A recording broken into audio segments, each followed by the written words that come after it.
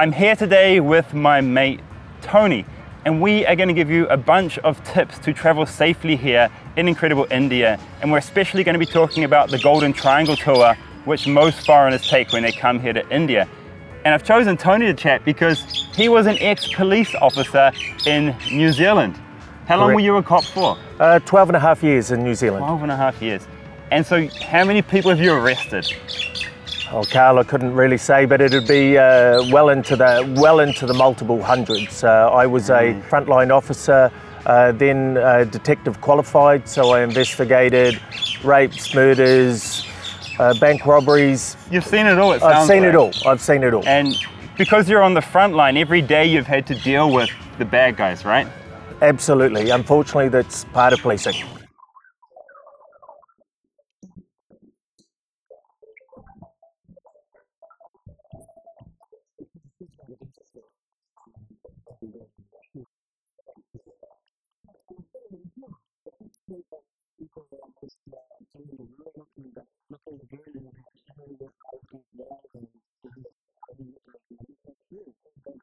And actually, I learned a lot of what I know about safety from Tony because I used to work with Tony. He was my boss when I used to work in anti-piracy before I moved into computers. And so Tony was the boss of the Motion Picture Association in New Zealand. He represented the main studios, all the major studios from the US. And so I used to work for him in anti-piracy, and we would basically go around busting people selling counterfeit movies.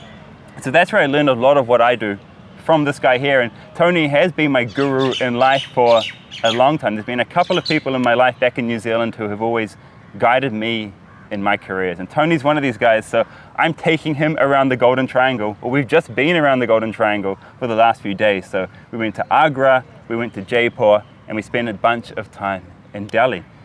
So these places are the tourist hotspots in India. So you've seen a lot, right? Oh, I'm blown away with what I've seen. I think India is a unique place to come. It's beautiful. The people are incredibly friendly, bar one part which we need to talk about today because as I had no intention of doing a video, but as we were going through the various hotspots and the locations that we did, I had some concerns. Yeah, from a policing perspective, absolutely, you're an expert. When we were discussing it at night, it was, hey, look, let's do a video for all, because I've been incredibly blessed by coming here my first time to India, where I've had the assistance of Karl, I've had the assistance of Manisha, who has spoken Hindi. I don't speak Hindi. So, and also your knowledge has made it a lot easier for me, but also even with all your knowledge and with going to these places, there were a few times that I put my hands in my pockets because I thought I was going to get pickpocketed. So let's start in Agra and let's tell people where we went and give them some tips on how to travel safely in India. So Agra, we went and took you to the Taj Mahal. How was the Taj Mahal? That was a bucket list thing for me. We were there for 3 hours. After an hour and a half, I had seen everything I needed to see. I didn't want to leave. Literally, Manisha and I just sat by one of the corner towers and just watched people. And it was such a beautiful experience. But also at that same time, as I pointed out to her, there were people there that I thought were pickpocketing, to a point that a lady left her handbag and went off and took a photo. Her mobile phone was on the outside of the handbag, available to take a call if needed. But that to me is just a temptation to anyone that wanted a new phone. I could have taken that. Your bag needs to be zipped up and locked, right? Absolutely, your bag needs to be zipped up and it needs to be in front of you. Most ladies, like my wife, you know, you carry it over your shoulder or in your hand, but the zip is at the back, so people can slightly open it and take something. It's very easy to do. And it's the same with the back pockets, right? Never use them. Oh, absolutely. Look, even today, and I'm sitting with Karl, who is one of the most trusted people in India. I am sitting with my wallet and my mobile phone in my front pocket.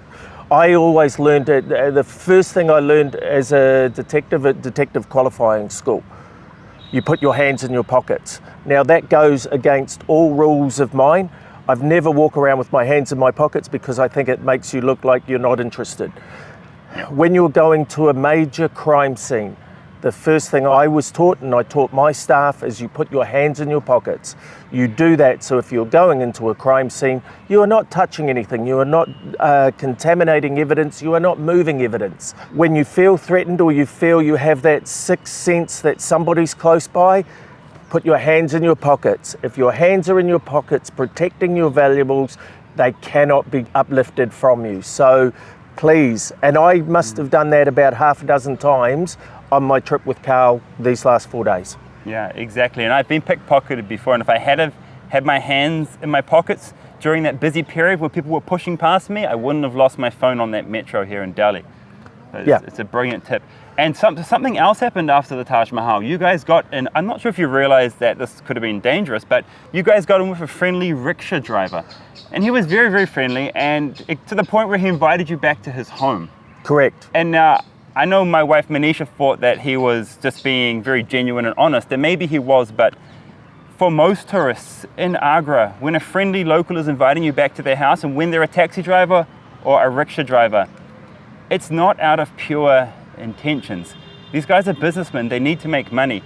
And if they can get you back to their house, they can give you things, they can treat you really well, they can invite you to stay the night, and it just means you're going to give them a huge tip the next day. That's what they're thinking. It's not an innocent thing they're doing by inviting you back there. Absolutely not. Look, they were speaking in Hindi, so unfortunately I couldn't follow the conversation, but when Manisha advised as we're travelling, I hit her on the leg and said it isn't happening, purely and simply because you are in their environment.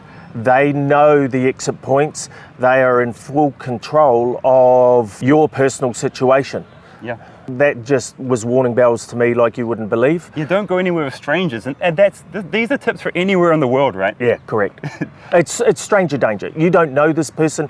What I found was each and every rickshaw driver, tuk-tuk driver as such, very, very nice guys in general. But literally, you are their target because you are the person that is going to feed them by paying what you pay. Yeah. Please be aware, when they ask you for, or you discuss with a price of a ride, don't take the first price, because what they will do is highly inflate it, and then from there it'll be a bargaining thing. Remember what you're arguing, and please, you know, if we're arguing over 80 rupees or 100 rupees, that's 50 cents in New Zealand dollars. I've actually investigated a homicide for someone that did not hand over their wallet, and they had $1.20 in their wallet. That was it. They had 60 rupees in their pocket, and they got murdered in New Zealand. And they lost their life for that because they wouldn't hand over their wallet. They're not worth dying over. And also, it's not worth creating a scene, arguing over 20 cents. Yeah. Because once that starts happening, all the other tuk-tuk drivers or rickshaw drivers come in and start hassling. They'll support the driver. You are the only person in that environment that you don't know.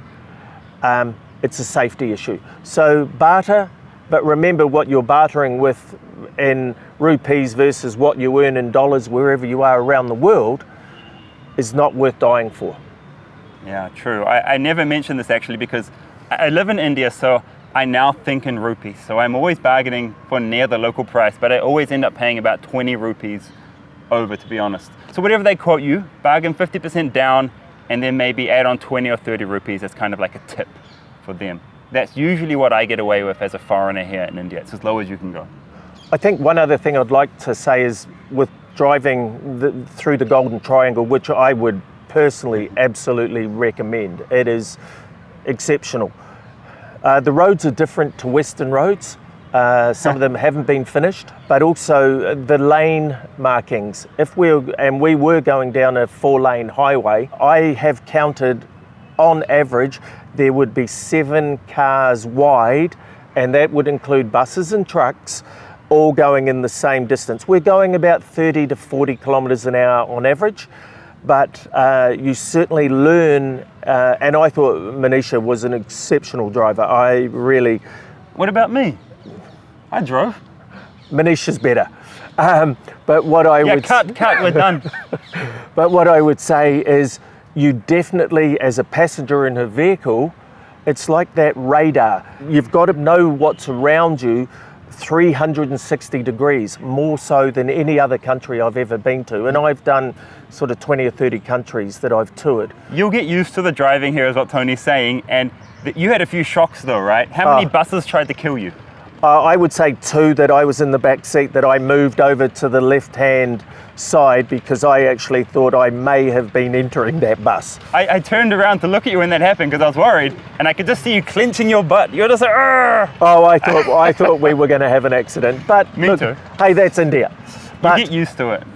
also, when you're in the car, it's an offence to blow a horn in New Zealand and Australia if it's not required for an emergency. Yeah. Here, the horn, the driver's horn is going constantly. Please be aware of that. That's not a road rage incident. That is just telling the driver to your left or to your right that you are there, you are in their blind spot, and for them to be aware of you.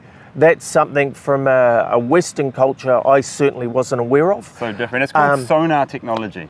You drive by sonar. Now across to Jaipur, Tony. We got to the Pink City. How did you find it? Look, out of all the places I went to, that was the best for me. I was, photos don't do it justice. In regards to me doing a bit of Googling to see what I was coming to, it just didn't do justice. I was blown away with the size, the elephants taking people up to the fort. Now, in saying that, it's literally a very easy 10-minute stroll to the top of the Amber Fort. To Amber Fort. Yeah. To me, I would do that because we got a better sense of everything that was around us. And while we entered Amber Fort, the beautiful fort in Jaipur, who did we meet, Tony? We learned something about the Indian police, I think. You saw it all firsthand. How do they compare to New Zealand police? What is going on? Look, that just wouldn't happen in New Zealand. It blew my mind as well. He's sitting there eating peanuts. He recognised you. Yep. We had a 2-minute dialogue there, at which stage the police constable was notifying other people in the area that it was you. Yep. But the concern to me, and I sort of got into police mode, was he was telling the touts, the people that were actually in some of my videos. Yeah, that was in your video. He was notifying these touts that Karl, who'd done a scam on, was back. Yep. And that was confronting. It was unbelievable. So the policeman was literally going around to all the scammers and touts in the area and telling them that Karl was here. And he was actually hugging them like that. Like, hey, look, it's Karl, look, it's Karl. Yeah. That shows you the relationship of the police and the scammers and the touts here in India. And I was just mind blown that he would do that. To the point that when we came back after we'd done our tour, he was actually wanting to identify and introduce one of the scammers who was one of the main scammers in Karl's video to him, which just blew my mind.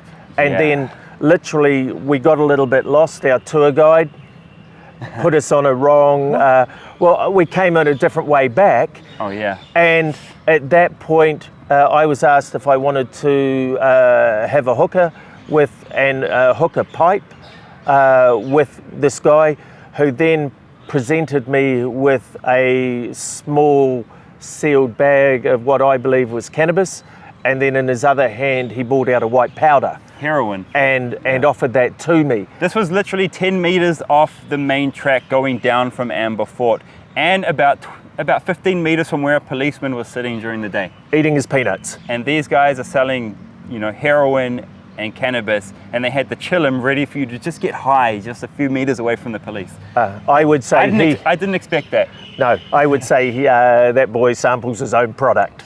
Yeah. He was hiding it under a branch. I just watched the whole thing. Yeah. And then he offers it to you, an ex-police officer. Yeah. It's just... Hey, that's India, I suppose, but... It just shows you what the police are doing in that area, in these tourist areas. They have tourist police, but the tourist police aren't doing anything at all.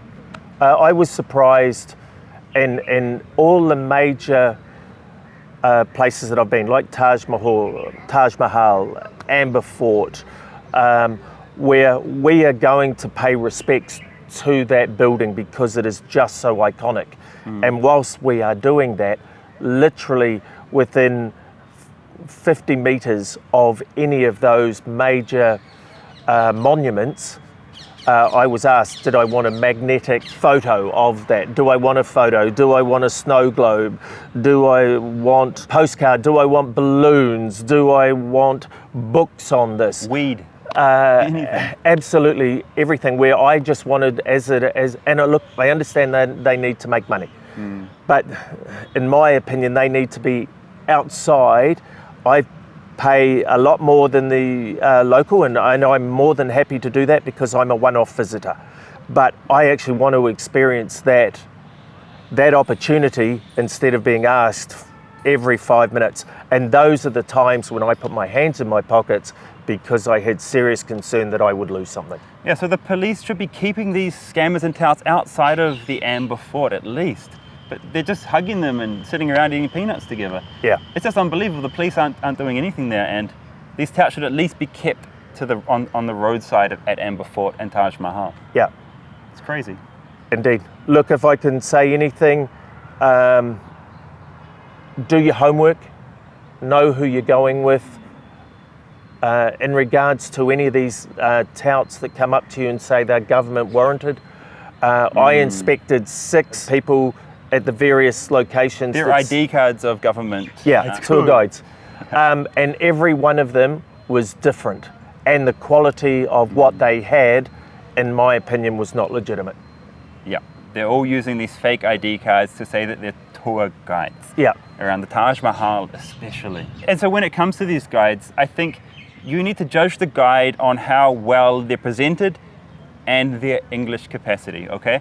You are going to know straight away if this guy has rubbish English and he's dressed really badly. The good guys, they dress well and they speak impeccable English. So that's how you can know if a guide is good or not. That's the only way, I think. And so Tony, overall, how was your trip here in incredible India? Oh, incredible's the word. It is, yeah. It is unique on so many levels. The Taj, Amber Fort and the likes are just truly mind-blowing when you get there and stand in front of them.